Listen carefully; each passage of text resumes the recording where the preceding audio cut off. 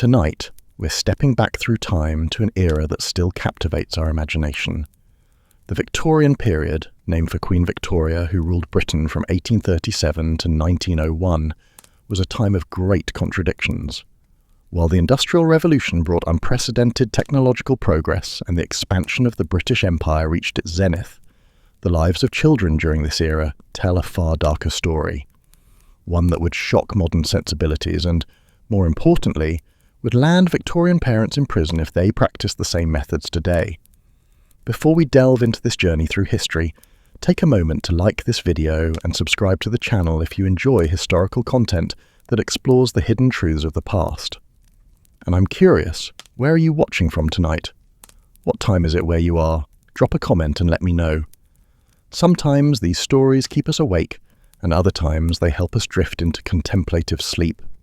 The Victorian era was characterized by strict moral codes, rigid social hierarchies, and deeply held beliefs about childhood that seem almost incomprehensible from our modern perspective. The Victorians believed they were living in the most civilized time in human history, yet their treatment of children was anything but civilized by today's standards. They operated under a fundamentally different understanding of what children were, what they needed, and what they could endure. In Victorian Britain, children were not seen as individuals with their own rights, needs, and potential for psychological harm.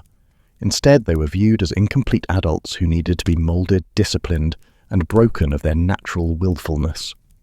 The prevailing philosophy held that children were born with inherent sinfulness that needed to be beaten out of them, quite literally. The Bible verse, "Spare the rod and spoil the child," was taken as divine instruction rather than metaphorical guidance. Religious beliefs permeated every aspect of Victorian life, and nowhere was this more evident than in child-rearing practices. Victorian society was deeply Christian, and children were taught from their earliest moments that they were expected to obey God, their parents, their teachers, their social betters, their elders, and of course, Queen Victoria herself. The hierarchy was clear and absolute. A child who questioned authority was not simply being difficult, but was committing a moral transgression that demanded correction. The Victorian concept of childhood was also shaped by social class in profound ways. For wealthy families, children represented the continuation of family legacy and social standing.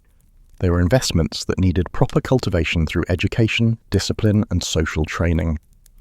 For the poor, children were economic assets or burdens depending on their age and ability to work. A child who could earn wages, however meagre, was valuable. A child too young to work was simply another mouth to feed in already desperately poor households. What makes Victorian parenting practices so shocking to modern observers is not just their severity, but the casual acceptance with which society viewed practices we would now consider criminal abuse or neglect. These were not the actions of a few disturbed individuals, but rather the normalized, expected, and even celebrated methods of raising children across all social classes. Victorian parents genuinely believed they were doing what was best for their children, preparing them for the harsh realities of life and building their moral character through suffering. As we explore the specific practices that would be illegal today, remember that we're not simply condemning the Victorians from our position of moral superiority. Rather, we're examining how dramatically our understanding of child development, psychology, and basic human rights has evolved in just over a century. The Victorians lacked knowledge of attachment theory, childhood trauma, developmental psychology, and even basic germ theory for much of the era. They operated with the best understanding they had at the time, which unfortunately led to widespread practices that harmed millions of children. Tonight, we'll examine physical punishment and discipline methods, the exploitation of child labor, dangerous medical treatments, emotional neglect, horrific living conditions, educational inequalities, the staggering mortality rates, and the legal framework that allowed all of this to continue. Each of these categories represents practices that would result in criminal prosecution, removal of children from homes, and potential imprisonment in today's world. The distance between Victorian Britain and modern society is measured not just in years, but in fundamental shifts in how we understand and value childhood itself. The culture of physical punishment. In Victorian Britain, physical punishment was not simply accepted, it was considered essential to proper child rearing. The philosophy undergirding Victorian discipline was simple and brutal in its logic. Children were born inherently sinful and willful. Their natural inclinations toward disobedience and selfishness had to be beaten out of them before they could become respectable members of society. Pain was not an unfortunate side effect of discipline, but rather its primary mechanism. Children needed to learn through suffering. The phrase, "spare the rod and spoil the child," was quoted so frequently it became almost a mantra of Victorian parenting. While modern interpretations recognize this as metaphorical guidance about consistent discipline, Victorians took it quite literally. The rod was real, and it was used liberally on children's bodies. In wealthy households, fathers kept special canes or switches for the purpose of punishing their children. These implements were sometimes displayed prominently as symbols of patriarchal authority and deterrence to misbehavior. The types of physical punishment inflicted on Victorian children varied in severity, but shared a common thread of inflicting pain to enforce obedience. Caning was perhaps the most common form.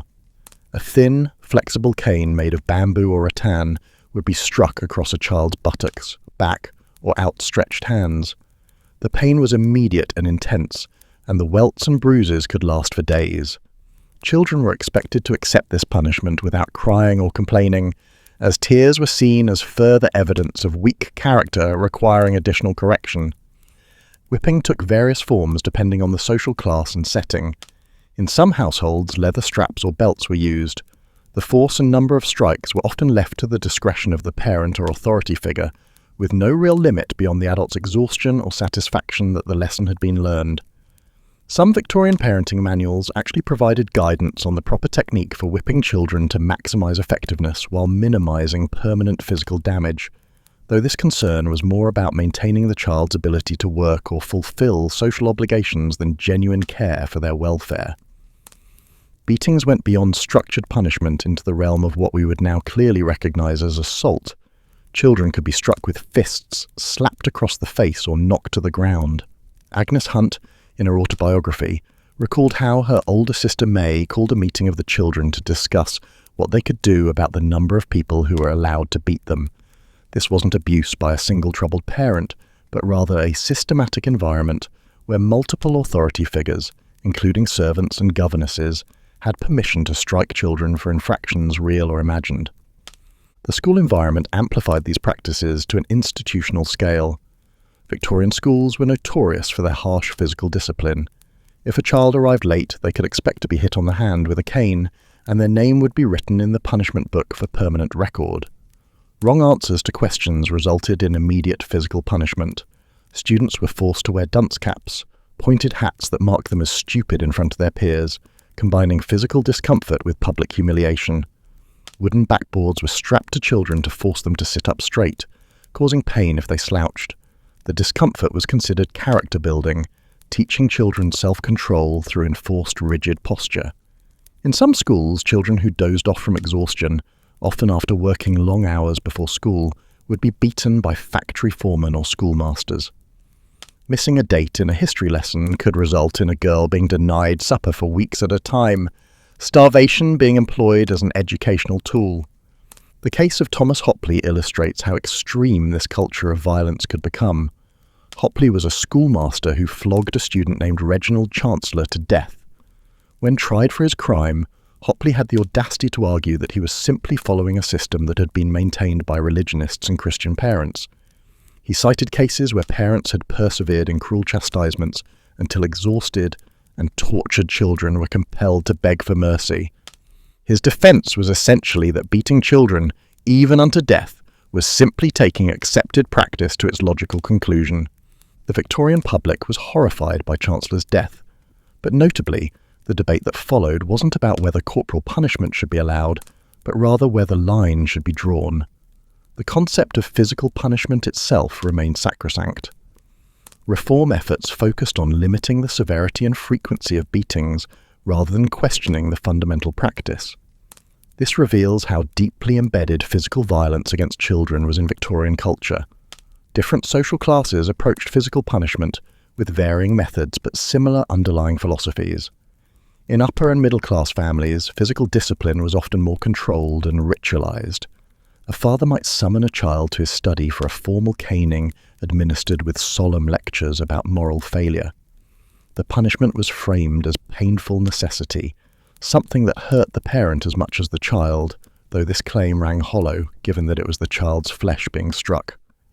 These families also employed other forms of punishment that avoided leaving visible marks that might embarrass the family in social settings. Children could be locked in closets or dark rooms for hours, combining physical confinement with psychological terror. Allowances were taken away, though this affected wealthy children less than the threat of social shame. Some nannies kept branches hanging on walls as symbols of authority, striking them loudly on tables to demonstrate the consequences of disobedience without actually hitting the children, though this restraint was a matter of permission rather than principle. In working-class families, physical punishment was often more immediate and less ritualized. Parents exhausted from long working hours had little patience for misbehavior. Strikes came quickly and sometimes violently, though they were no less believed to be necessary for proper child rearing. The difference was largely in presentation rather than substance. Regardless of class, Victorian children lived with the constant threat of physical pain as the primary mechanism of behavioral control. One of the most disturbing aspects of Victorian physical punishment was the involvement of multiple authority figures. It wasn't just parents who had the right to strike children. Teachers, governesses, nannies, tutors, older siblings designated as prefects, factory foremen, and even employers of child labourers all held authority to inflict corporal punishment. A child navigating Victorian society faced potential violence from numerous sources throughout their day. The prefect system in boys' boarding schools institutionalized violence among children themselves. Senior boys were given official authority to physically discipline younger students, creating a hierarchy of abuse. Fagging, a practice where younger boys were forced to act as servants to older boys, included the implicit or explicit threat of violence for unsatisfactory service. While there were supposedly limits to this system, in practice it created environments where bullying and abuse flourished under the guise of character building. Girls generally received less corporal punishment than boys, but this was not due to greater compassion. Rather, it reflected Victorian beliefs about femininity and the types of discipline considered appropriate for each gender. Girls were more likely to be subjected to psychological punishments, starvation, isolation, and public shaming. When governesses did abuse their female charges physically, girls were often discouraged from complaining to parents and feared retaliation if they did speak up. Medical officers and social reformers gradually began to recognize that excessive corporal punishment was causing real harm to children. However, their objections were usually framed in terms of excess rather than principle. The debate centered on questions like how many strikes were too many, which implements were too severe, and at what age children should no longer be beaten. The fundamental right of adults to inflict pain on children as a disciplinary measure remained largely unchallenged throughout the Victorian era. Today, every single one of these practices would violate multiple laws designed to protect children from abuse. Striking a child with a cane or whip would constitute assault and battery of a minor. Locking children in dark rooms would be unlawful imprisonment and child endangerment. Denying food as punishment would be considered criminal neglect. The systematic nature of Victorian corporal punishment would likely result in charges of ongoing child abuse, removal of children from homes, and potential imprisonment for offenders. Modern child protection laws recognise what the Victorians did not, that physical violence against children causes lasting psychological harm, regardless of the stated intention behind it. Research in neuroscience and psychology has demonstrated that corporal punishment damages developing brains, creates trauma responses, and teaches children that violence is an acceptable way to solve problems. The law now protects children's right to bodily autonomy and safety, something Victorian children never possessed. The distance between spare the rod and spoil the child and modern attachment-based parenting represents one of the most dramatic shifts in social attitudes in modern history. Where Victorians saw discipline through pain as necessary and righteous, we now see abuse requiring intervention. This change didn't happen because modern parents love their children more than Victorian parents did. Rather, it happened because we now understand what children actually need to thrive, and violence isn't on that list. The exploitation of child labour. If physical punishment represents Victorian parenting's moral failures, child labour represents its economic and social failures. The exploitation of children as labourers during the Victorian era stands as one of the darkest chapters in modern history, a systematic abuse that destroyed millions of young lives in the name of industrial progress and family survival. Child labour was not invented by the Victorians. For centuries, children had worked alongside their families in agricultural settings and cottage industries, but the Industrial Revolution transformed child labour from a family activity into an industrial system of exploitation. The factories, mines and workshops that powered Victorian Britain's economic dominance ran in large part on the broken bodies of children. The youngest workers entered the labour force at ages that seem almost incomprehensible today. Children as young as 4 and 5 years old were put to work in factories and mines. 4 years old. These were children who in modern times would be attending preschool, learning basic social skills and playing with toys. In Victorian Britain, they were instead crawling through coal mine tunnels or working in textile factories for 12 to 16 hours per day. The conditions these child labourers faced were nothing short of horrific. In cotton and textile factories, the youngest children were employed as scavengers and piecers. Scavengers had perhaps the most dangerous job imaginable for a small child. They had to pick up loose cotton from under machinery while the machines were still running. The massive spinning and weaving machines continued their relentless operation as tiny children crawled beneath them to gather drop materials. Children were scalped when their hair caught in machinery. Hands were crushed. Small bodies were pulled into gears and destroyed. Piecers were required to lean over spinning machines to repair broken threads. The work demanded concentration and dexterity beyond what most young children possess, yet failure to perform adequately resulted in beatings from overseers. These children worked in cramped rooms with little to no ventilation, breathing in air thick with cotton dust and fibres. The respiratory diseases that resulted left many child workers coughing and struggling to breathe for whatever remained of their shortened lives. In coal mines, boys and girls as young as 5 were put to work in conditions even more nightmarish. The narrow, low mine shafts required workers of small stature, making children particularly valuable to mine owners. Children worked as hurriers, strapped to carts filled with coal that they pulled through the tunnels on their hands and knees. Picture that image clearly. A 5-year-old child on hands and knees, a leather strap around their waist or across their chest, attached to a wheeled cart loaded with coal, crawling through darkness for up to 18 hours a day. These children, stripped of most of their clothes because of the heat and humidity in the mines, worked in what can only be described as hellish conditions. They choked on coal dust with every breath. Their skin was blackened beyond washing, their spines curved from the unnatural position. By the time they reached their early 20s, many were permanently crippled, assuming they lived that long. The stark reality is that most child mine workers died before reaching age 25, their bodies simply giving out from the cumulative damage of years of brutal labour. Trappers sat in small holes holding strings attached to mine doors. When they heard coal wagons approaching, these children were responsible for pulling and holding open the heavy doors. Hour after hour, day after day, children sat alone in darkness underground, doing work that required constant attention but offered nothing in terms of stimulation, education, or normal childhood development. The psychological impact of spending one's entire childhood in darkness and isolation defies easy comprehension. The work day for child labourers was brutal beyond modern understanding. 12-hour days were considered normal. 14 to 16-hour days were common. Some children worked from 4 in the morning until 5 in the evening. They worked 6 days per week without exception. There were no labour protections, no safety regulations, no consideration for the fact that these were growing children who needed rest, play, education, and proper nutrition. If a child fell asleep at their station, which happened frequently given the exhaustion and long hours, they faced immediate punishment. Factory overseers or mine foremen would beat children who dozed off, sometimes causing serious injuries. Children who worked all day then went to school in the evening, where they would be beaten again if they fell asleep during lessons.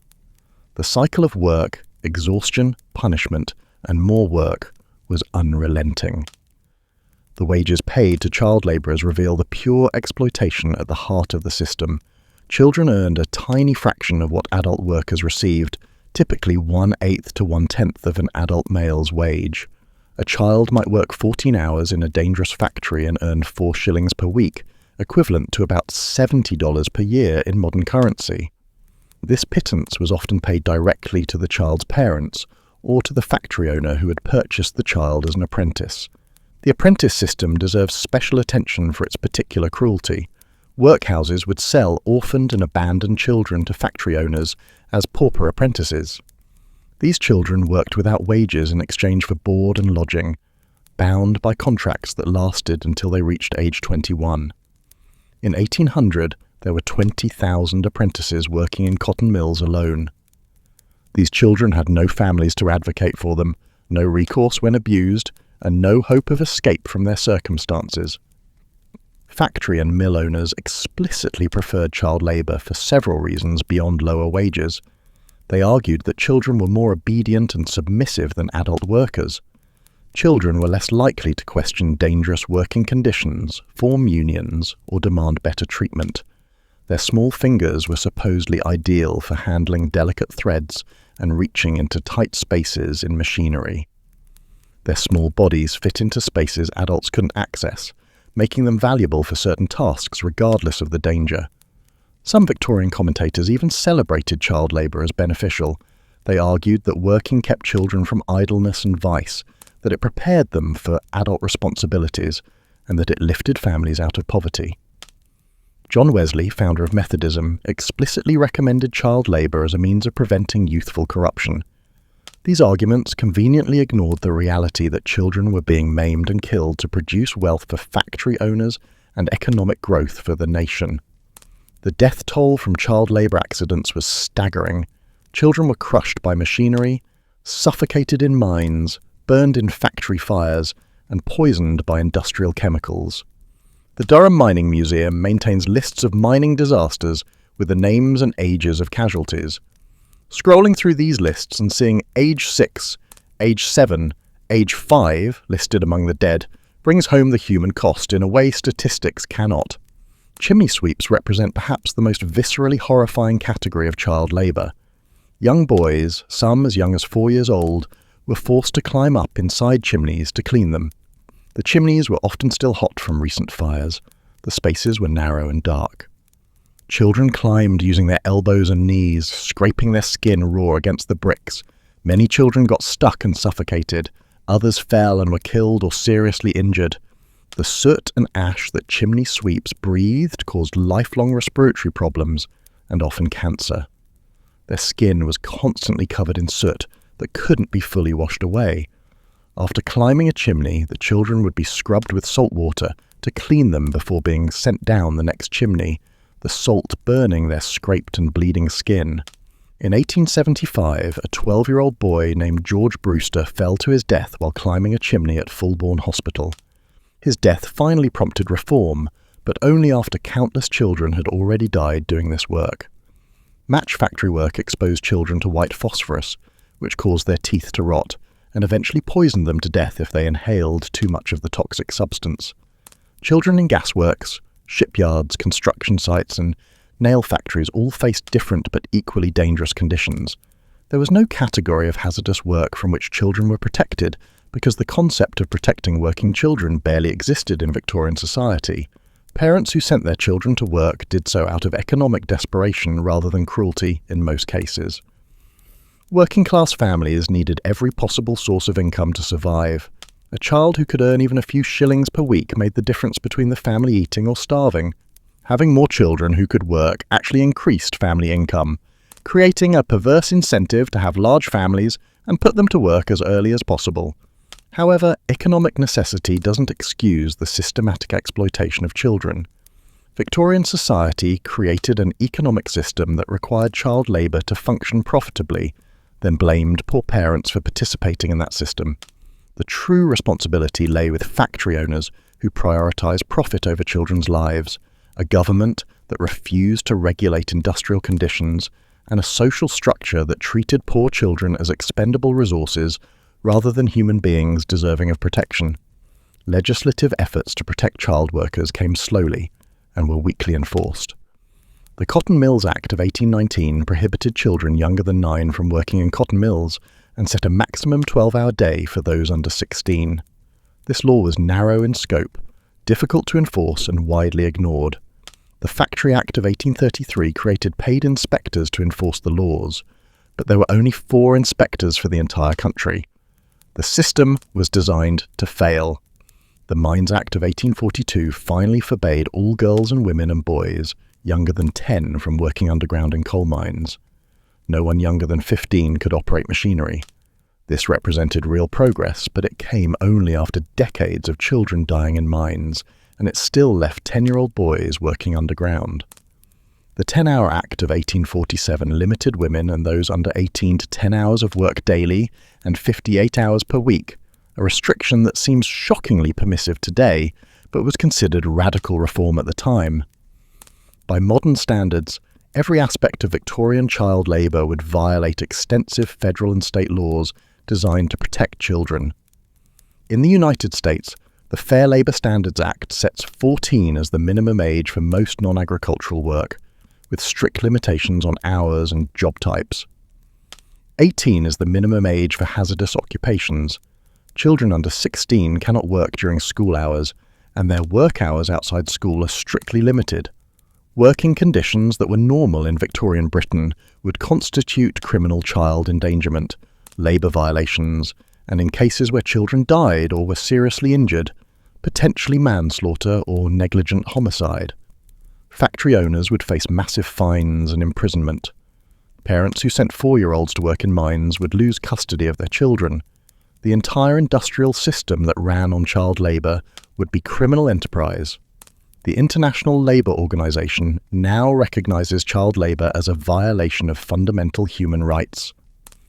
The UN Convention on the Rights of the Child, ratified by every country except the United States, establishes the right of children to be protected from economic exploitation and hazardous work.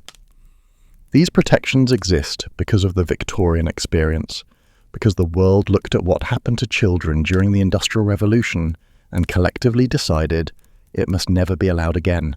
Modern child labour still exists in parts of the world, and it remains a serious concern for human rights advocates. However, the difference is that it's now recognised as a problem requiring intervention rather than a normal and acceptable practice. Victorian Britain openly celebrated child labour as economically beneficial and morally instructive. Today, it's understood as exploitation and abuse. Medical treatment, poison as medicine.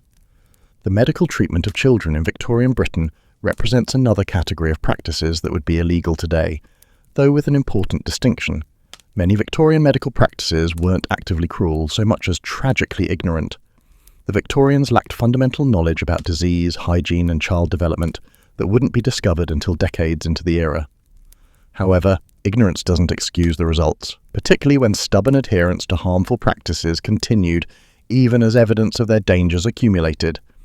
The most shocking Victorian medical practice was the widespread use of opium and its derivatives to quiet infants and young children. Opium was perfectly legal, easily available, and considered an appropriate treatment for almost any childhood ailment. Crying babies, teething toddlers, restless children, sick children, and even perfectly healthy children who were simply inconvenient received doses of opiates on a routine basis. Products specifically marketed for use on children included Godfrey's Cordial, also called Mother's Friend, Mrs. Winslow's Soothing Syrup, Street's Infant's Quietness, and Atkinson's Royal Infant's Preservative. These names marketed to parents desperate for relief from crying babies. The promise was simple: give your child this medicine and they will become quiet and manageable.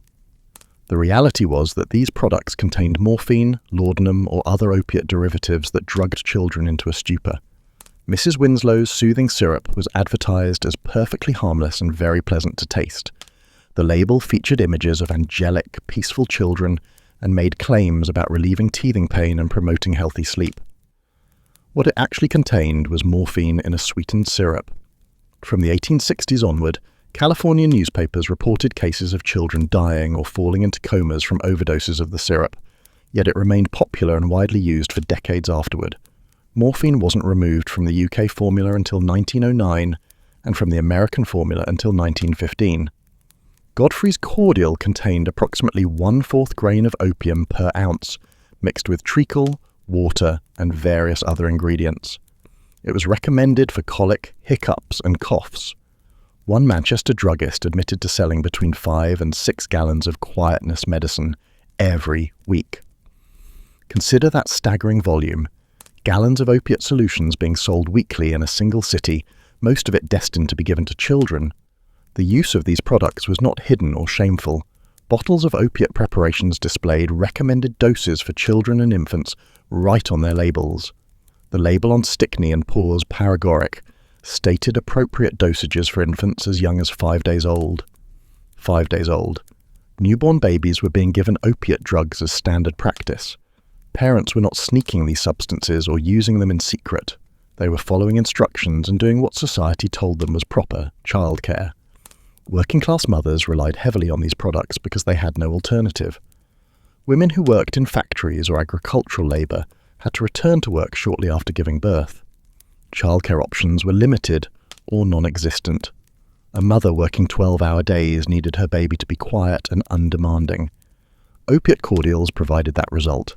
The baby would lie still, make little noise, and require minimal attention. For exhausted mothers trying desperately to keep their families fed, these products seemed like life-saving interventions.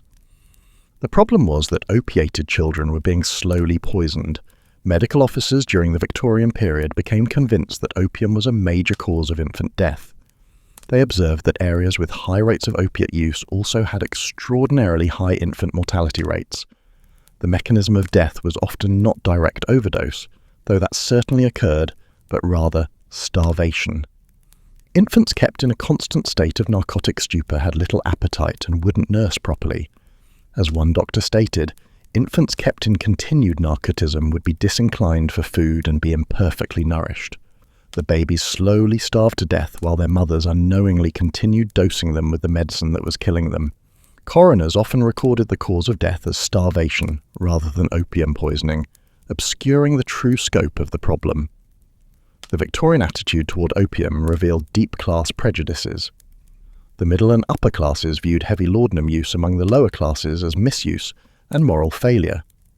Yet these same people thought nothing of their own opiate habits, which they considered mere medicinal use or harmless recreation. Many notable Victorians used laudanum regularly. Charles Dickens, Elizabeth Barrett Browning, Samuel Taylor Coleridge, Elizabeth Gaskell, and George Eliot were all laudanum users. The difference in how their use was perceived compared to working-class mothers drugging crying babies reveals the hypocrisy at the heart of Victorian moral judgments. Teething was considered a potentially deadly disorder in Victorian times, rather than a normal developmental stage. Parents were taught to fear teething and to treat it aggressively with medicines. The medicines most commonly used contained opium. A shocking 16% of child deaths in Victorian England were the result of attempting to treat teething with opium. Parents attributed these opium-induced deaths to teething itself and blamed themselves for failing to administer high enough doses of the medicine. They were killing their children and then being told they hadn't given enough of the poison. The Pharmacy Act of 1868 attempted to control the sale of opium-based preparations by requiring them to be sold only by registered chemists. However, the law placed no limit on the amount that could be sold, and it explicitly exempted patent medicines like Godfrey's cordial from its restrictions. Reform came slowly and inadequately, not until the Pharmacy Act of 1908, which classified opiate preparations as Schedule I poisons, and the Dangerous Drugs Act of 1920 did serious restrictions finally take effect. Beyond opiates, Victorian medicine subjected children to numerous other dangerous treatments based on flawed understanding of disease and health. The practice of teaching children about danger through direct painful experience represented another form of medical and developmental misconception. Some Victorian parents held their children's fingers against hot fireplace grates or deliberately cut them with knives to teach them about fire and sharp objects.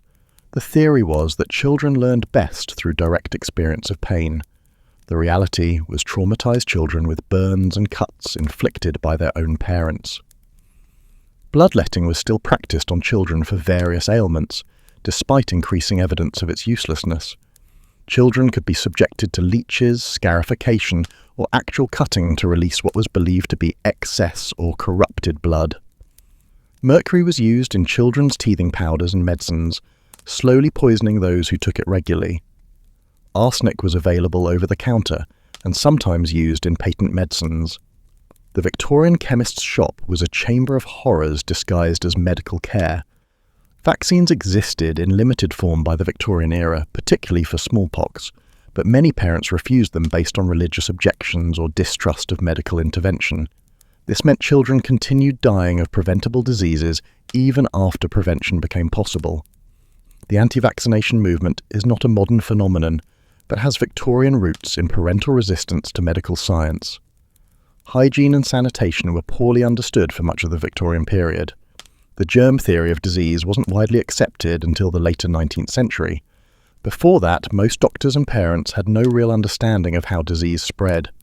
Children were not kept clean by modern standards. Wounds were not properly disinfected. Sick children were not isolated to prevent contagion. The lack of basic hygiene contributed massively to disease spread and child mortality. Victorian motherhood guides offered advice that ranged from practical wisdom to dangerous nonsense. Some guides recommended limited physical affection to prevent spoiling children. L. Emmett Holt, a paediatrician who did important work on milk safety, also wrote guidance that babies under 6 months should never be played with, and that the less playtime at any age, the better for the infant. This advice created distance between parents and children that deprived infants of needed bonding and stimulation. From a modern legal perspective, administering opiate drugs to infants and children would constitute child endangerment, reckless endangerment, and potentially manslaughter, or criminally negligent homicide if the child died as a result.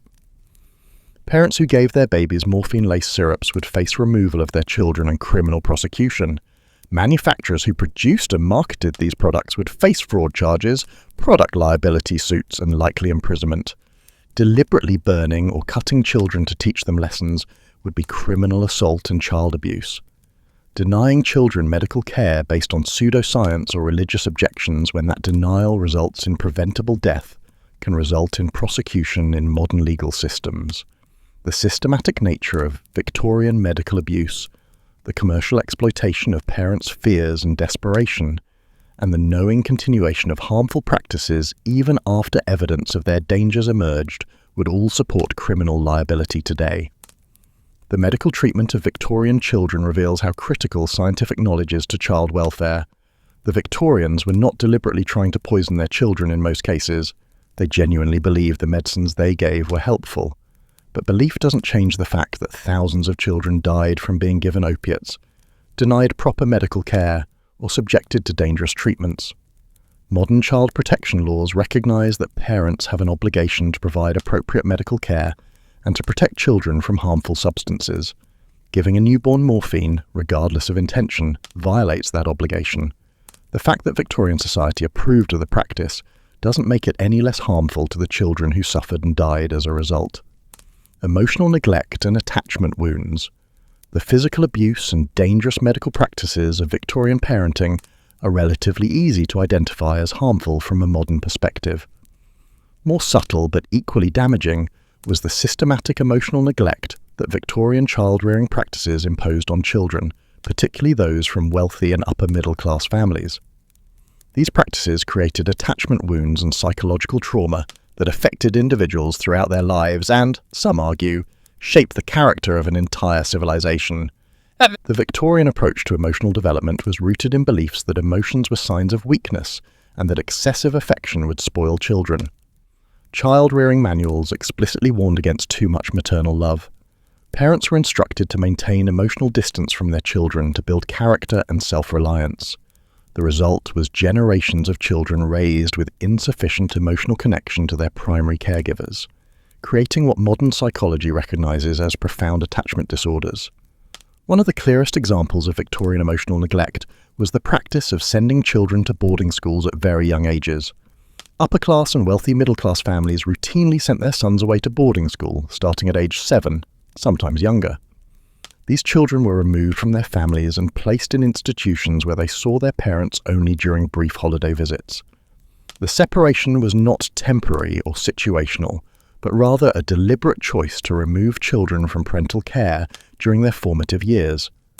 The stated rationale for boarding schools was education and character building. Boys needed to be toughened for future leadership roles in business, politics, and the expanding British Empire. The harsh conditions of boarding schools were seen as preparation for the challenges of adult life. Physical discomfort, emotional isolation, strict discipline, and the prefect system of older boys having authority over younger ones were all considered beneficial in creating the stiff upper lip mentality valued in Victorian and Edwardian Britain.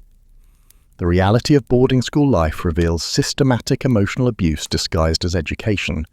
Children torn from their families at age 7 experienced what modern psychology recognizes as traumatic separation. They were placed in environments where showing emotion was punished, where homesickness had to be hidden, and where vulnerability was exploited by bullies. The dormitory arrangements provided no privacy. Children slept in rows of beds in large open rooms, constantly monitored and lacking any personal space or comfort. C.S. Lewis, the famous author, wrote about being devastated when his nurse was let go due to financial difficulties. He described her as all-sufficing, constant, stable as a rock in a world of uncertainties. The loss of this primary attachment figure was traumatic, yet such losses were common and considered unfortunate necessities rather than psychological emergencies. Children were expected to accept these ruptures without complaint. In wealthy homes, children were typically raised by nurses and nannies rather than by their parents.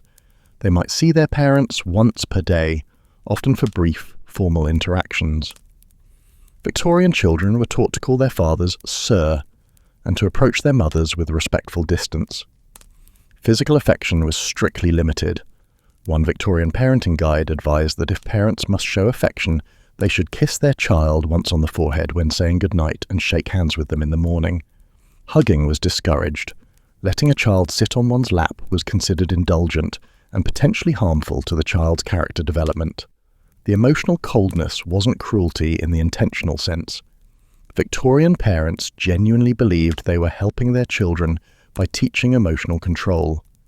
They worried that too much affection would make children weak, dependent, and ill-prepared for life's hardships. In their worldview, love had to be balanced against the need to build resilience, and when the two conflicted, resilience took priority. However, what the Victorians called building resilience is what modern psychology recognizes as creating attachment disorders. Children need secure attachment to caregivers to develop healthy emotional regulation, self-esteem, and the ability to form intimate relationships in adulthood. When that attachment is disrupted through separation, when emotional needs are consistently ignored or punished, children develop maladaptive coping mechanisms that persist throughout life. Research on boarding school syndrome has documented the long-term psychological effects of sending children away to school. Adults who attended boarding school as children show higher rates of difficulty with emotional expression, challenges forming intimate relationships, perfectionism driven by fear of failure, anxiety, depression, and low self-esteem tied to early experiences of abandonment. The trauma of being sent away is experienced by the child as rejection, regardless of parental intentions. Joyce Gaverian, who has written extensively on boarding school trauma, notes that in concluding her research, sending children away to boarding school amounts to emotional neglect and psychological cruelty, which is actually a crime under the Serious Crime Act of 2015 in Britain. While this finding applies to modern boarding schools rather than Victorian ones, it highlights how contemporary understanding of child development has evolved to recognize practices the Victorians celebrated as harmful. The Victorian attitude toward emotions created a culture where feelings had to be repressed and controlled at all times. Crying was weakness. Expressing needs was selfishness. Fear had to be conquered through exposure rather than comforted. This emotional repression didn't make Victorian children stronger. It made them traumatized and emotionally stunted in ways that affected their ability to parent their own children, creating intergenerational cycles of emotional unavailability. Girls from wealthy families faced slightly different but equally problematic emotional environments. While boys were sent to boarding school to be toughened, girls were often kept at home but raised by governesses rather than parents. The governess might be loving or she might be cold and abusive.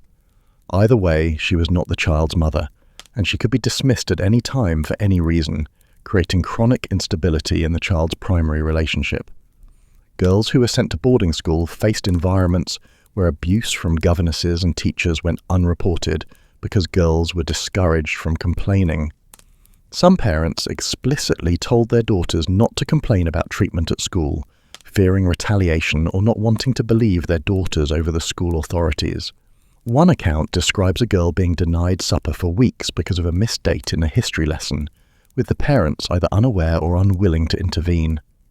The Victorian concept of moral education involved controlling not just behaviour, but also feelings and desires. Children were taught that their natural inclinations were inherently sinful and needed to be suppressed. Anger, sadness, fear, and even joy could all be problematic if expressed too freely. The ideal child was quiet, obedient, and emotionally restrained. This created an impossible standard that set children up for constant feelings of failure and shame. Working-class children faced different but equally problematic emotional environments. While they weren't sent to boarding schools, they often experienced severe neglect due to parental exhaustion and poverty. Parents working 18-hour days had little energy left for emotional connection with their children. Babies were drugged to keep them quiet. Older children were sent to work. The emotional bonding and attachment that healthy development requires was simply not available in families struggling for survival. Street children, the orphans and abandoned children living on London's streets, experienced perhaps the most severe emotional neglect. These children had no consistent caregivers at all. They survived through begging, stealing, and selling small items. They slept in doorways or alleyways. Some formed bonds with other street children, creating makeshift families, but many grew up entirely alone, never experiencing the secure attachment that human beings need to thrive. The long-term societal effects of Victorian emotional neglect are difficult to measure, but potentially profound. Some historians and psychotherapists have argued that the British emotional reserve, the stiff upper lip mentality, and the difficulty with emotional expression that characterised British culture well into the 20th century were directly traceable to Victorian child-rearing practices. Generations of emotionally neglected children grew into emotionally unavailable adults who raised another generation with the same deficits. From a modern legal perspective, the systematic emotional neglect practiced in Victorian child-rearing would potentially violate laws against child abuse and neglect. While emotional abuse is more difficult to prosecute than physical abuse, it is increasingly recognized as a form of child maltreatment. Deliberately withholding emotional warmth, affection, and responsive caregiving from children can constitute neglect under modern child protection laws.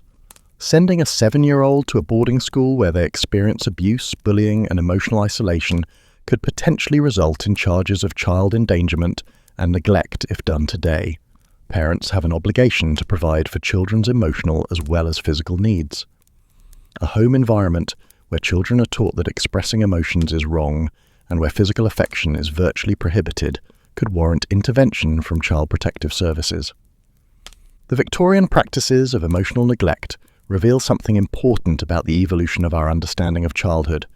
The Victorians knew children had emotions but believed controlling and suppressing those emotions was proper parenting. We now understand that children need emotional attunement, secure attachment, and permission to feel and express their emotions in healthy ways. The Victorian approach didn't build character, it built emotional disorders. Not one theory of child development supports educating young children in residential institutions separated from their families. Not one supports withholding physical affection from babies and children. Not one supports teaching children that expressing emotion is weakness. Yet these practices were the norm across Victorian society, affecting millions of children whose emotional needs were systematically ignored or actively suppressed. The distance between Victorian parenting advice about shaking hands with children in the morning And modern attachment parenting represents a fundamental shift in how we understand healthy child development.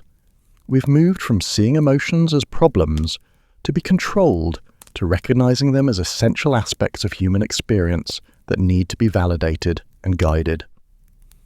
That shift didn't happen because modern parents are softer or more indulgent. It happened because we learned what children actually need to become emotionally healthy adults. Living conditions: poverty, squalor, and survival. The physical environments in which Victorian children lived would shock modern sensibilities and violate numerous housing codes, health regulations, and child welfare laws. The living conditions varied dramatically by social class, but even wealthy Victorian children experienced circumstances that would raise serious concerns today. For poor and working-class children, daily life was a struggle for survival in conditions of desperate poverty and squalor. Working-class housing in Victorian cities was characterised by severe overcrowding, lack of sanitation, and unsafe conditions. Entire families lived in single rooms. In the worst slums, multiple families might share a single room with no privacy and barely enough space for everyone to sleep. Children grew up in spaces measured in a few square meters, sharing that space with parents, siblings, and sometimes boarders taken in to help pay rent. Sleeping arrangements involved multiple children sharing beds, often 3 or 4 to a bed, regardless of age or gender. Beds themselves were basic straw mattresses on wooden frames, offering little comfort and providing ideal breeding grounds for bed bugs, lice, and other parasites. In the poorest families, children might sleep on straw or rags on the floor. They slept in their clothes for warmth, as blankets were expensive and families owned few of them. The lack of sanitation in Victorian working-class housing was perhaps its most dangerous feature. Many poor neighbourhoods had no running water inside homes. Water had to be carried from public pumps or wells, which might be contaminated by sewage. Toilets were outdoor privies shared by multiple families, often overflowing and creating breeding grounds for disease. Some areas had no organised waste removal, with human waste and garbage accumulating in streets and alleyways. The connection between these conditions and the spread of infectious disease would seem obvious today, but for much of the Victorian era, the link was not understood. The miasma theory, which held that disease spread through bad air from rotting organic matter, was believed instead of germ theory. While this did lead to some efforts at sanitation improvement, the fundamental mechanisms of disease transmission weren't grasped until late in the Victorian period. Children living in these conditions faced constant exposure to infectious diseases. Typhoid, typhus, cholera, tuberculosis, and dysentery were endemic in poor neighbourhoods. The mortality rates for children in these areas were staggeringly high. In some industrial cities, nearly 1/4 of all babies died before their first birthday. Surviving childhood in Victorian slums was largely a matter of luck rather than parental care, as even the most devoted parents couldn't protect children from diseases they didn't understand and conditions they couldn't afford to change. Ventilation in working-class homes was poor to non-existent. Windows, when present, were often kept closed to preserve warmth in winter, trapping smoke from coal fires used for heating and cooking. Children breathed air heavy with coal smoke, which contributed to respiratory diseases. The darkness of these crowded rooms, lit only by expensive candles or oil lamps that most families couldn't afford to burn liberally, meant children grew up in dim environments that affected their vision and limited their ability to read or do detailed work. Nutrition in working-class families was inadequate by any standard. Families had little money to spend on food, and what they could afford was often of poor quality. Bread, potatoes, and occasionally meat formed the basis of most diets. Fresh fruits and vegetables were rarely available or affordable. Children's diets lacked the vitamins and nutrients needed for healthy growth and development. Rickets, caused by vitamin D deficiency, was endemic among poor children, leaving many with bowed legs and other skeletal deformities. It was usual for children to go to bed hungry every night, not occasionally, but routinely. The phrase "hungry to bed, hungry to rise" described the reality for millions of Victorian children. They ate when food was available, which was often not enough to satisfy hunger. Growth was stunted, bodies were weak. The physical toll of chronic malnutrition combined with disease exposure created a population of children who were visibly smaller and sicklier than their wealthy counterparts. Working families spent most of their limited income on rent, leaving little for other necessities. Children wore clothes until they literally fell apart. Shoes were worn until they had holes in the soles, then continued to be worn because the family couldn't afford replacement. Hand-me-downs were passed from child to child until they disintegrated. In winter, children walked through snow and cold in inadequate clothing, arriving at school or work chilled to the bone. The practice of taking in boarders or lodgers to help pay rent placed additional burdens on already crowded households. Children might be displaced from sleeping spaces to accommodate paying lodgers. Privacy was non-existent. The constant presence of non-family members in intimate living spaces created environments where abuse and exploitation could occur with no oversight. Street children, the urchins of Victorian Britain, lived in the most desperate conditions imaginable. These were orphan children or children who had fled abusive homes. They had no shelter except what they could find, sleeping in doorways, under bridges, or in abandoned buildings. They owned nothing except the clothes on their backs.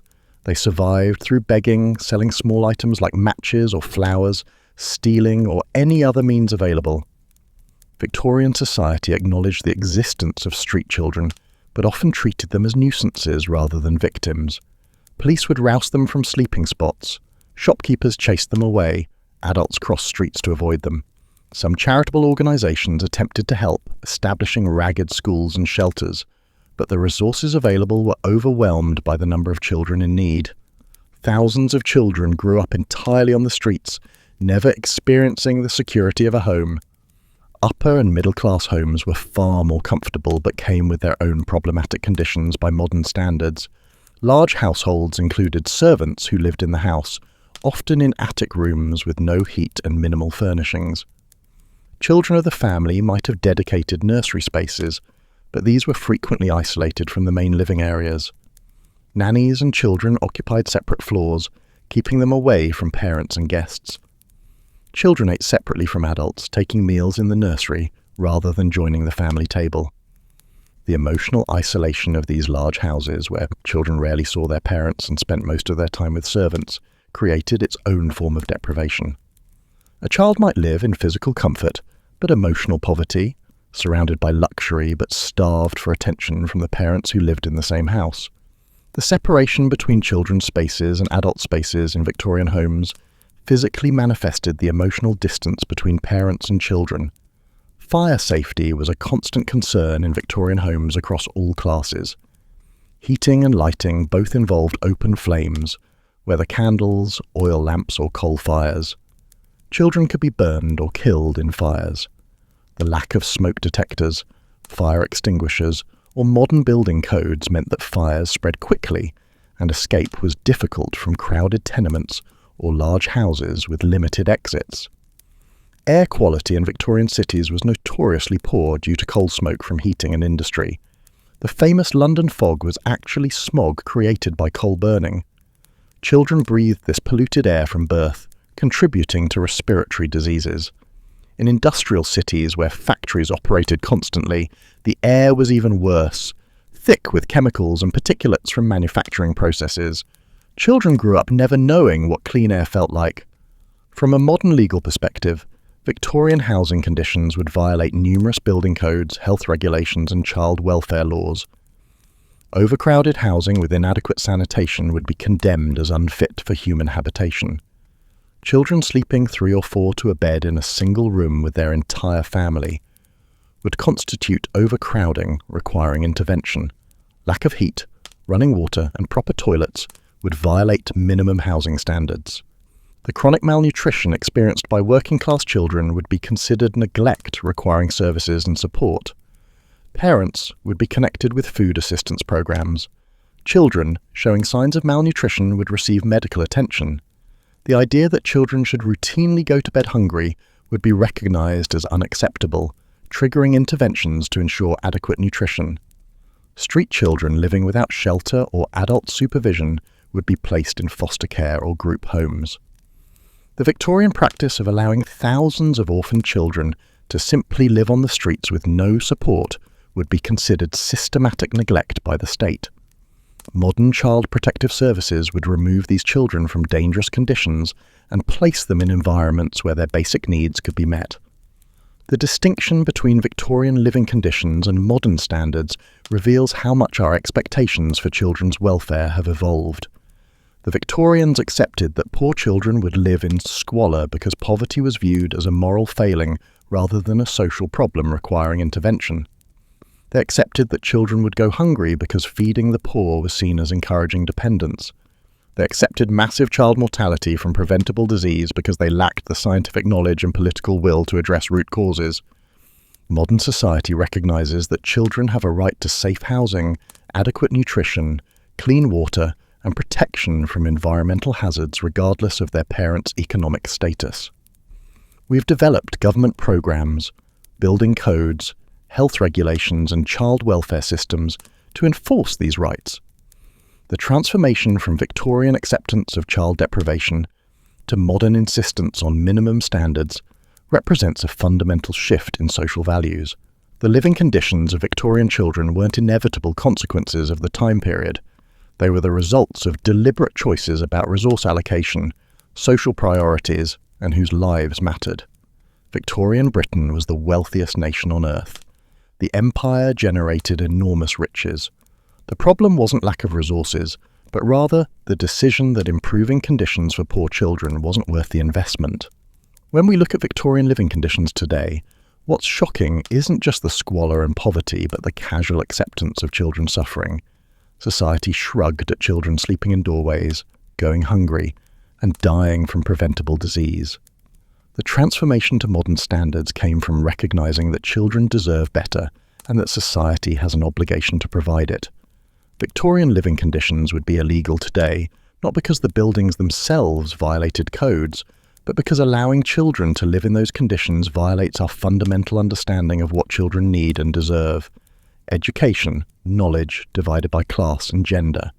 The Victorian approach to education reveals another dimension of how differently children were treated based on social class and gender. The educational opportunities available to children, or lack thereof, determined their entire life trajectories. Yet, for much of the Victorian era, education was neither universal nor equitable. The idea that all children deserved access to education regardless of their circumstances was revolutionary and faced substantial resistance. For the majority of the Victorian era, there was no compulsory education. Children attended school only if their parents chose to send them and could afford to do so. For working-class families, this created an impossible choice. Education might provide long-term benefits, but children's wages provided immediate survival resources. Families needed children to work, so children didn't go to school. The result was widespread illiteracy among the working class and generations of children with no formal education whatsoever. Even when children from poor families did attend school, the education they received was vastly inferior to what wealthy children accessed. Ragged schools, charity schools, and Sunday schools provided basic literacy and religious instruction to poor children, but the curriculum was deliberately limited. Poor children learned to read, write basic texts, do simple arithmetic, and memorize religious teachings. They were not taught subjects that might elevate them beyond their station or give them ideas about social mobility. The quality of teaching in schools for poor children was often abysmal. Teachers had little to no training. Physical spaces were inadequate, with dozens of students crowded into single rooms with insufficient light, heat, or materials. Learning happened through rote memorization rather than understanding. Students repeated lessons endlessly until they could recite them perfectly, with no emphasis on comprehension or critical thinking. Punishment for failure to learn was severe. The Victorian belief that children learned better through harsh discipline applied to education as much as to behaviour. A student who gave a wrong answer could expect to be caned. A child who failed to memorize their lesson might be struck with a ruler across the knuckles or made to stand in front of the class wearing a dunce cap. The message was clear. Education was not a right or an opportunity, but a painful ordeal to be endured. The Education Act of 1870 finally established compulsory elementary education for children in England and Wales, but implementation was slow and enforcement was weak. Many children continued working instead of attending school, with parents and employers simply ignoring the requirement. School attendance officers were supposed to ensure compliance, but they faced resistance from families who needed children's income and from employers who wanted cheap labour. Even after compulsory education was established, the education provided to working-class children remained inferior. Elementary schools for the poor were overcrowded and under-resourced. Teachers were paid little and had minimal training. The curriculum focused on basic literacy and numeracy, with heavy emphasis on religious and moral instruction designed to teach children their place in society. The goal was not to educate children for their own advancement, but to create a literate working class that would be more productive and less likely to cause social unrest. Middle and upper-class boys received dramatically different education. They were taught at home by tutors in their early years, then sent to prestigious boarding schools like Eton, Harrow, Rugby, Winchester or Charterhouse. These schools offered classical education focused on Latin, Greek, literature, mathematics and rhetoric. The curriculum was designed to prepare boys for leadership roles in government, military, clergy or business. The conditions at these boarding schools were harsh, but the education itself was comprehensive and rigorous. Boys learned multiple languages, studied classical texts, developed public speaking skills, and formed the social connections that would benefit them throughout life. The schools were brutal in their discipline and emotionally cold in their approach, but they provided intellectual training that opened doors to universities and positions of power. Boys from middle-class families who couldn't afford the elite boarding schools attended day schools or smaller private schools where they studied math, science, and practical subjects that would prepare them for business or professional careers. These schools provided decent education, even if they lacked the prestige and connections of the elite institutions. Middle-class boys had genuine educational opportunities that could improve their social and economic positions. The treatment of girls in Victorian education represents one of the era's most egregious forms of discrimination. Girls from all social classes received inferior education compared to boys, based on the assumption that women's roles would be limited to domestic duties and that intellectual development was actually harmful to females. Upper and middle-class girls were typically educated at home by governesses. The curriculum focused on accomplishments considered appropriate for young ladies: drawing, painting, music, particularly piano, basic French or Italian, literature, and needlework. Some history and geography might be included, but mathematics and science were considered unnecessary or even dangerous for female minds. The goal was to prepare girls to be decorative companions to their future husbands and competent household managers, not to develop their intellectual capacities. Some girls from wealthy families attended finishing schools or girls' boarding schools, but even these institutions provided limited academic instruction. The emphasis was on deportment, manners, artistic accomplishments, and social graces.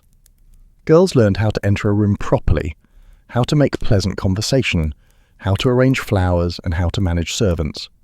They did not learn mathematics beyond basic household accounting or science beyond perhaps botany as it related to garden management. Working-class girls who attended school at all usually went to ragged schools or charity schools that taught basic literacy, religious instruction, and domestic skills like sewing, knitting, and laundry work. The explicit goal was to prepare them for service as domestic servants or factory workers, not to educate them for their own development.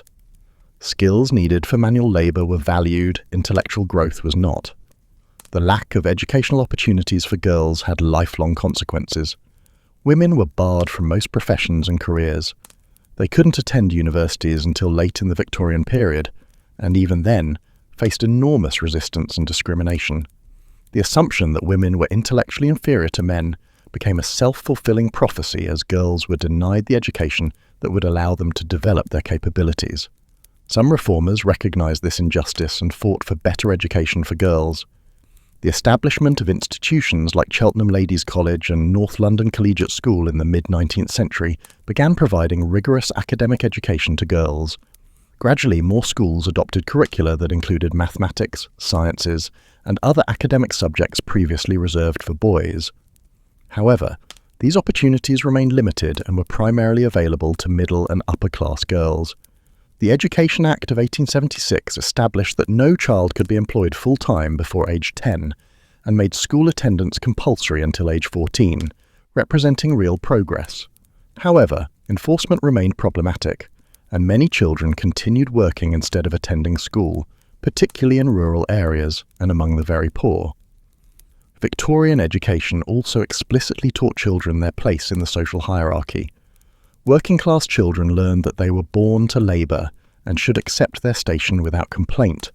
Religious instruction emphasized the virtue of humility and obedience to social superiors. The curriculum reinforced class divisions rather than challenging them.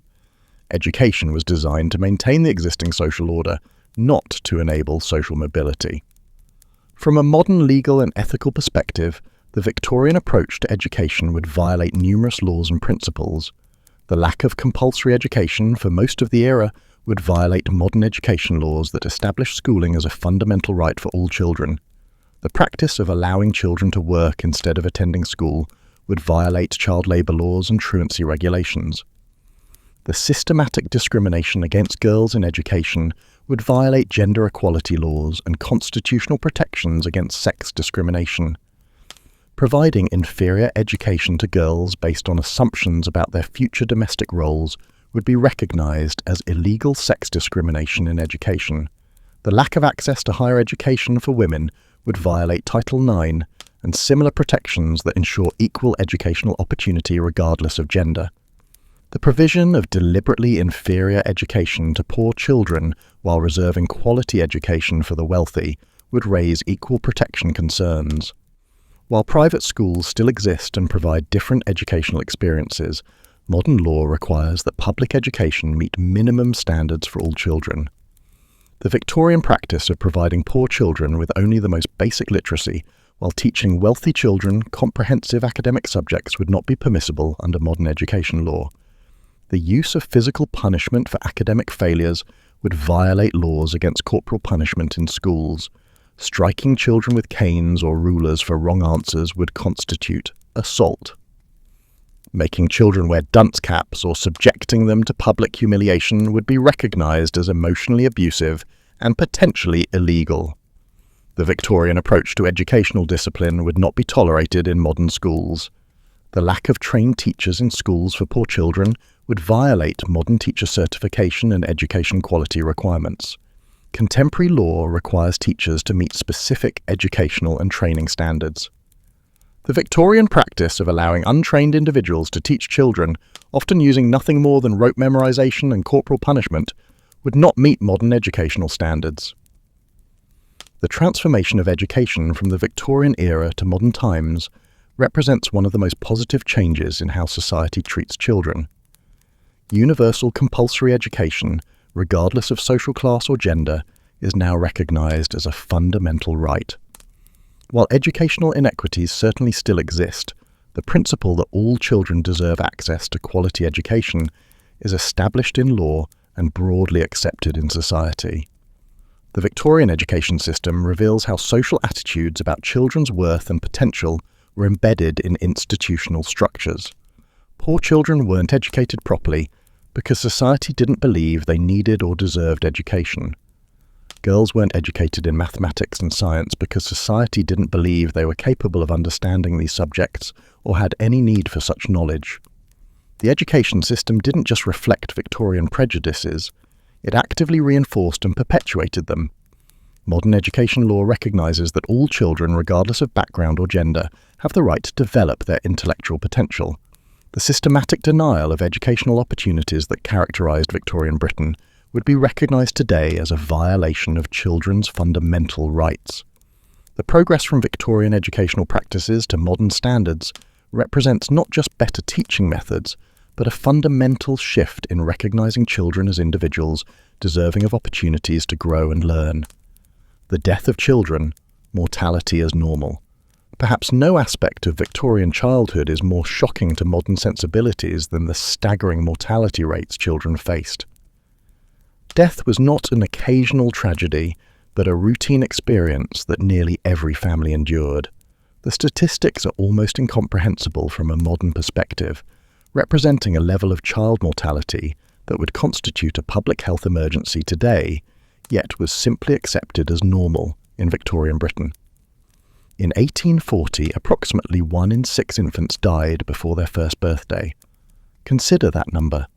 Of every 6 babies born, one would not survive to see their first year of life end.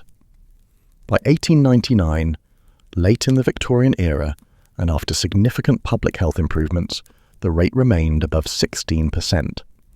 To put this in contemporary context, the current infant mortality rate in the United Kingdom is 0.35%, less than 1/20th of the Victorian rate. The situation was even worse when looking at early childhood mortality. About 1/3 of all children born died before reaching age 5, 1 in 3 children. Every family expected to lose children. Parents who raised all their children to adulthood were fortunate exceptions rather than the norm. The grief of child loss permeated Victorian society, appearing constantly in literature, art and personal writings of the era. The causes of infant and child mortality reveal the primitive state of medical knowledge and public health infrastructure. Infectious diseases killed children at rates we can barely imagine today. Before age 5, 35 out of every 45 Victorian children had experienced smallpox, measles, scarlet fever, diphtheria, whooping cough, typhus, or enteric fever, and many did not survive these illnesses. Diseases that are now preventable through vaccination or treatable with antibiotics killed thousands of children every year. Typhoid fever, spread through contaminated water, was endemic in Victorian cities. Children would develop high fevers, become delirious, and die within days. Cholera epidemics swept through crowded neighborhoods, killing children and adults with horrifying speed. Tuberculosis, the White Plague, killed slowly, but just as certainly, with children wasting away over months as the disease consumed their bodies. Diphtheria blocked throats with membranes, causing children to literally suffocate to death while their families watched helplessly. Scarlet fever could kill a healthy child in a matter of days. Whooping cough caused children to cough so violently they couldn't breathe, sometimes for weeks, and many died from exhaustion or secondary infections.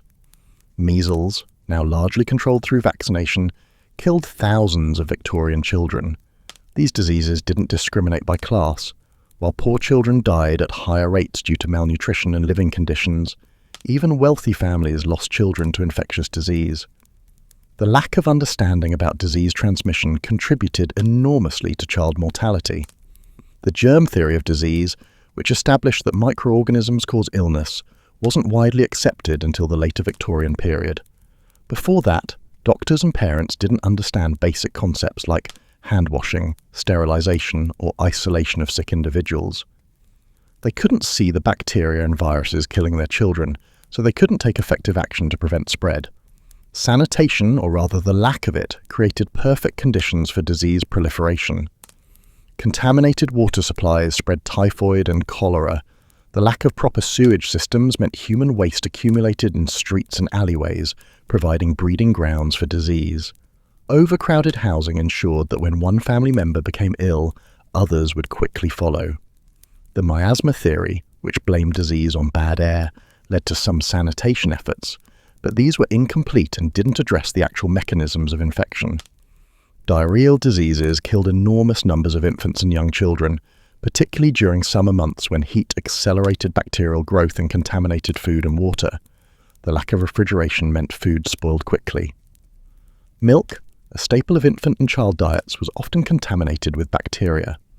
Babies fed on contaminated milk developed severe diarrhea and dehydration, and without modern rehydration therapy or antibiotics, many died within days. Medical treatment for dying children was often worse than useless. The practice of giving opium for teething pain resulted in 16% of all child deaths in Victorian England. Parents trying to help their suffering children were actually poisoning them with medications they believed were safe and beneficial. Bloodletting, still practiced on children in the early Victorian period, weakened already sick children and increased mortality rates rather than helping them recover. The geographic disparities in child mortality were stark. Industrial cities had the highest rates, with places like Banbury recording infant mortality rates nearly double those of rural agricultural parishes. The concentration of people, the pollution from factories, the contaminated water supplies, and the terrible housing conditions in industrial centres created environments where children died at appalling rates. In some industrial neighbourhoods, nearly 1/4 of babies died before their first birthday. Mining areas also showed particularly high mortality. The combination of environmental pollution, dangerous working conditions, poverty, and inadequate housing created perfect conditions for disease and death. Children in textile manufacturing towns died at rates significantly higher than the national average. The very industries that created Britain's wealth were killing the children of the workers who made that wealth possible. Agricultural areas generally had lower mortality rates than urban industrial centres, largely due to less crowding and cleaner environments. However, even in relatively healthy rural areas, childhood mortality remained high by modern standards. The probability of dying between the first and fifth birthdays in the healthiest Victorian parishes was still approximately 6%, a rate that would be considered catastrophic today. The hot summers of the 1890s caused spikes in infant mortality as heat increased deaths from diarrheal diseases. The connection between weather, food safety, and infant death wasn't fully understood, so prevention remained limited. Each summer, parents watched their infants sicken and die from what we now know were entirely preventable causes. The helplessness must have been agonizing.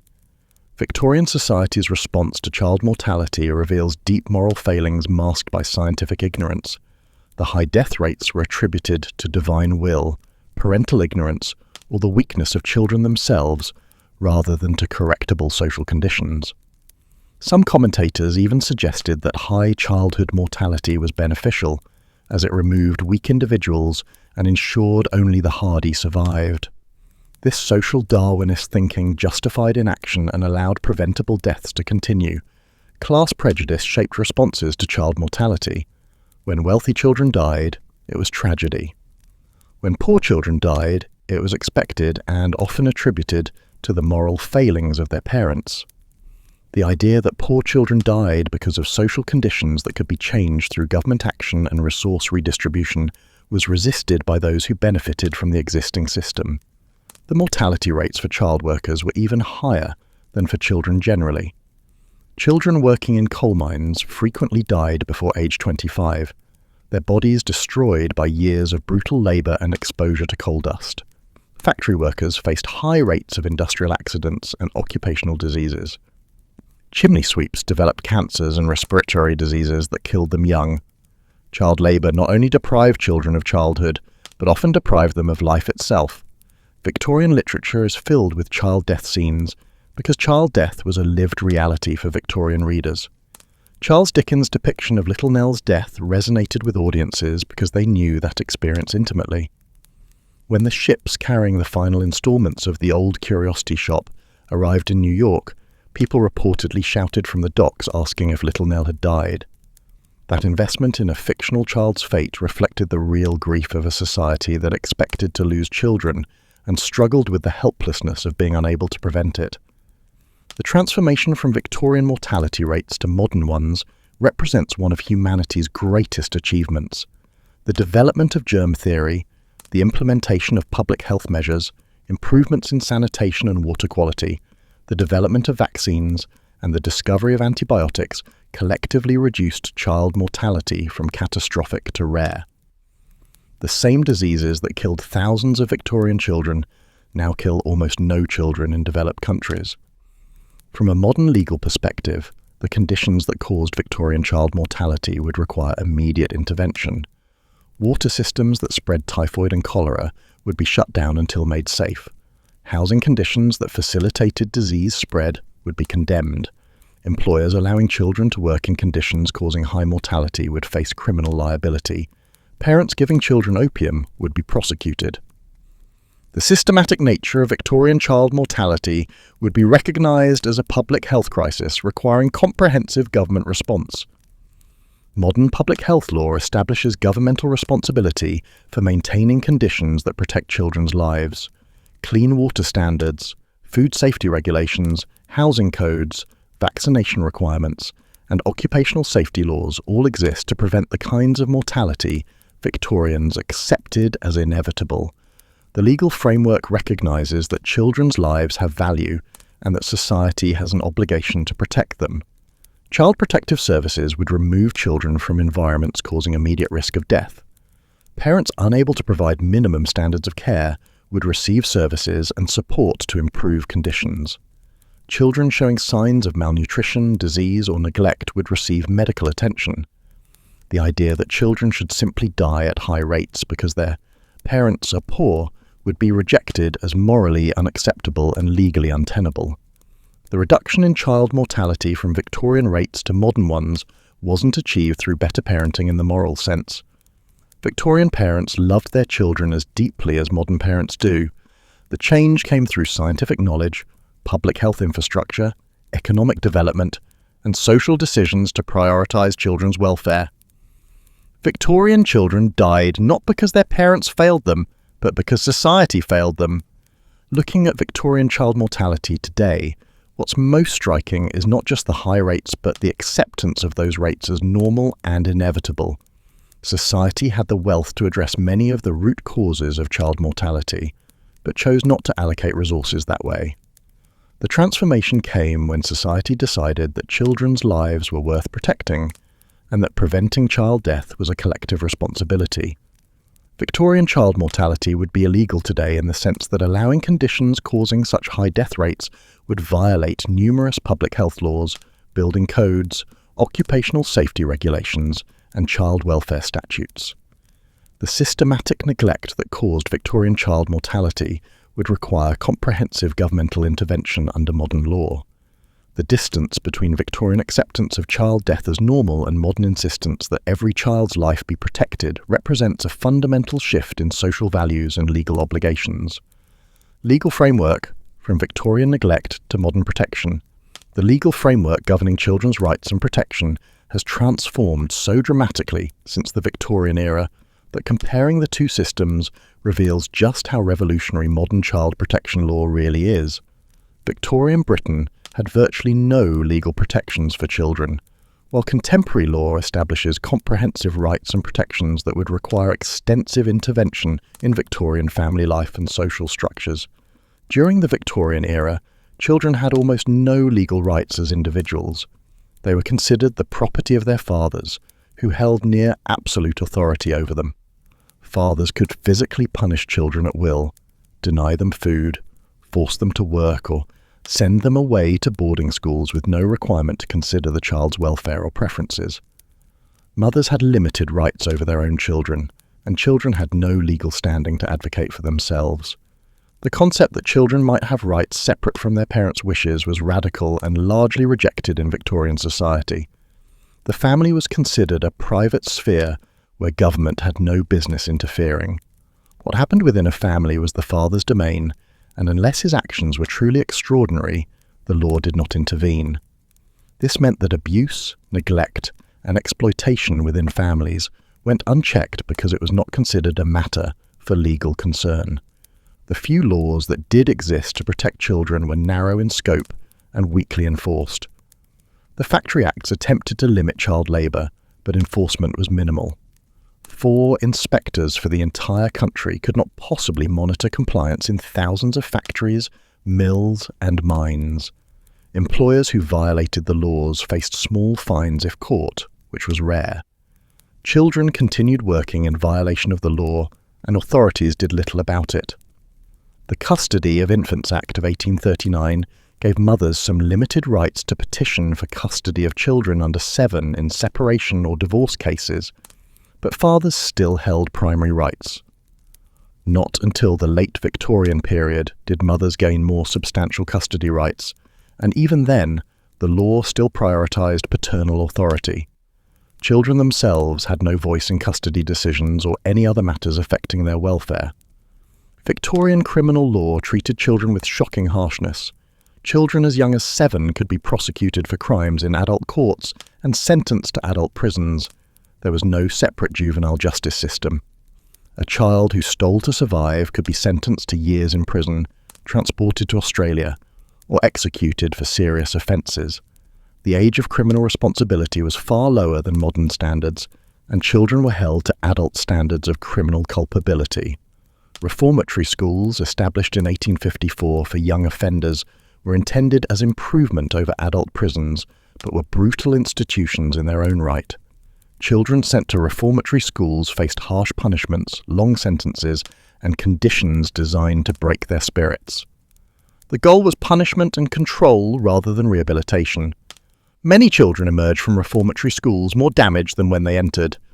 The lack of child protection services meant that children suffering abuse or neglect had nowhere to turn.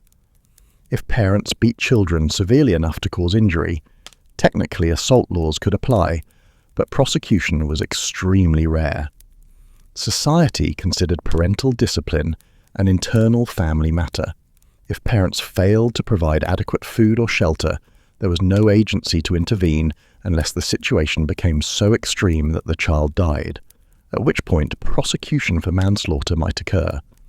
The establishment of the National Society for the Prevention of Cruelty to Children in 1891 represented a significant step forward, but it's notable that this organisation came into existence 67 years after the Society for the Prevention of Cruelty to Animals. Victorian society had been protecting animals from cruelty for decades before establishing similar protections for children, revealing the low priority children's welfare held in the hierarchy of social concerns. Even after the NSPCC was established, its powers were limited. The organisation could investigate reports of child abuse and neglect, and could bring cases to court, but the threshold for intervention was extremely high. Only the most severe abuse triggered action. The kinds of routine physical punishment, emotional neglect, and deprivation that millions of children experienced daily were considered normal parenting, rather than abuse requiring intervention. The education laws established compulsory schooling, but included so many loopholes and exemptions that enforcement was weak. Parents could claim their children were needed at home for work. In rural areas, school attendance officers couldn't possibly track every child. Employers who hired children who should have been in school faced minimal consequences. The law established a principle of compulsory education, but lacked the enforcement mechanisms to make that principle effective for all children. Laws regarding child labour gradually became more restrictive over the Victorian period, but they remained inadequate and poorly enforced. The Mines Act of 1842 prohibited girls and women and boys under 10 from working underground, but 10-year-old boys were still working in coal mines. The Factory Act of 1844 limited children ages 9 to 13 to 9 hours of work per day, which modern observers would recognise as still abusive. The gradual reforms represented improvement over previous conditions, but remained far from adequate protection. Comparing Victorian legal frameworks to modern child protection law reveals a transformation in fundamental philosophy. Modern law recognises children as individuals with their own rights requiring protection. The United Nations Convention on the Rights of the Child establishes comprehensive rights including rights to education, healthcare, protection from abuse and exploitation, and participation in decisions affecting them. While the United States has not ratified this convention, similar principles are embedded in federal and state law. Modern child abuse and neglect laws establish clear definitions of maltreatment and mandatory reporting requirements. Professionals who work with children, including teachers, doctors, and counsellors, are required by law to report suspected abuse or neglect to authorities. This creates a social safety net where children in dangerous situations are more likely to be identified and helped. Failure to report can result in criminal liability for the mandated reporter. Child Protective Services agencies have authority to investigate reports of abuse and neglect, remove children from dangerous situations, and require parents to participate in services to improve family conditions. If parents cannot or will not provide minimum standards of care, the state can terminate parental rights and place children in foster care or arrange adoption. This governmental intervention would have been unthinkable in Victorian Britain, where family autonomy was sacrosanct. Modern criminal law provides specific enhanced penalties for crimes against children. Child abuse resulting in serious injury or death can carry sentences of life imprisonment. Sexual abuse of children is prosecuted vigorously with long prison sentences and sex offender registration requirements. The physical punishments that Victorian parents routinely inflicted on children would constitute criminal assault and battery if committed today. Juvenile justice systems separate children from adult criminal defendants, recognizing that children have different developmental needs and capacities than adults. The focus is on rehabilitation rather than pure punishment. Children cannot be executed or sentenced to life without parole for crimes committed as minors. The age of criminal responsibility is higher than in Victorian times, and there is recognition that children's decision-making capacities are not fully developed. Modern education law establishes education as a fundamental right and requires schools to provide services to all children, including those with disabilities. Parents who fail to send children to school face legal consequences, including potential loss of custody. The principle that all children deserve access to quality education is not just an ideal, but a legal requirement with enforcement mechanisms. Labour laws prohibit employment of children under age 14 in most cases, with strict limitations on hours and types of work for those 14 to 17. Hazardous occupations are completely off limits to minors. Child labour violations carry substantial penalties for employers. The exploitation of child workers that was commonplace in Victorian times is now criminal activity prosecuted by federal and state authorities. Housing codes and health regulations establish minimum standards for safe living conditions. Housing that is overcrowded, unsanitary, or dangerous can be condemned. Children living in substandard housing may be removed if conditions pose immediate threats to health and safety. Public health infrastructure provides clean water, sanitation, and disease control that prevent the kinds of infectious disease mortality common in Victorian times. Medical neglect laws require parents to provide necessary medical care to children. Parents who deny children needed medical treatment based on religious objections or other reasons can face criminal charges if the child dies or suffers serious harm. The practice of giving children opium or other dangerous substances would constitute criminal child endangerment. Family law has evolved to recognize children's best interests as the paramount consideration in custody and welfare decisions. Children in appropriate cases have their own legal representation in proceedings affecting them.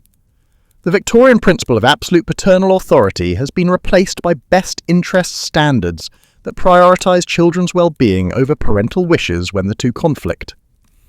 If we could transplant a Victorian family into the modern era, parents would face immediate legal intervention for practices they considered normal. Physical punishment with canes or straps would trigger child abuse investigations and potential criminal charges. Sending a 7-year-old to boarding school might raise neglect concerns. Denying education to daughters would violate education laws. Allowing children to work instead of attending school would result in truancy prosecution and labour law violations. Giving infants opium would bring criminal charges for child endangerment and likely removal of the child. The Victorian factory owner employing child labourers would face federal and state prosecution for child labour violations, potentially including charges of human trafficking and racketeering if the operation was systematic. The school headmaster caning students would be fired and criminally prosecuted for assault. The doctor prescribing opium for teething would lose his medical licence and potentially face criminal liability for harming patients. The transformation from Victorian neglect to modern protection required fundamental changes in social attitudes, scientific knowledge, and political will.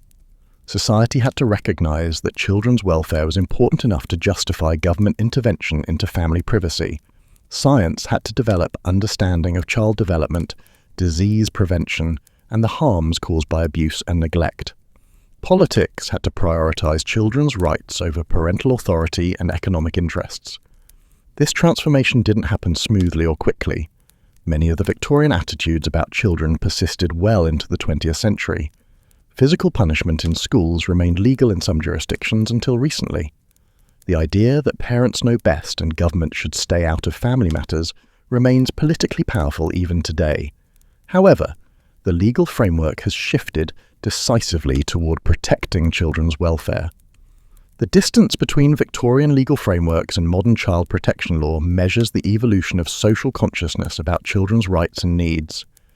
Victorian law essentially treated children as property with minimal protections.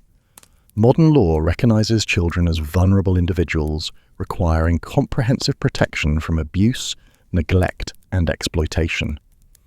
That shift represents one of the most significant legal and social transformations of the past century and a half. Conclusion: looking back and moving forward. We've journeyed through the dark realities of Victorian childhood, examining practices that would land parents in prison and children in protective custody if they occurred today.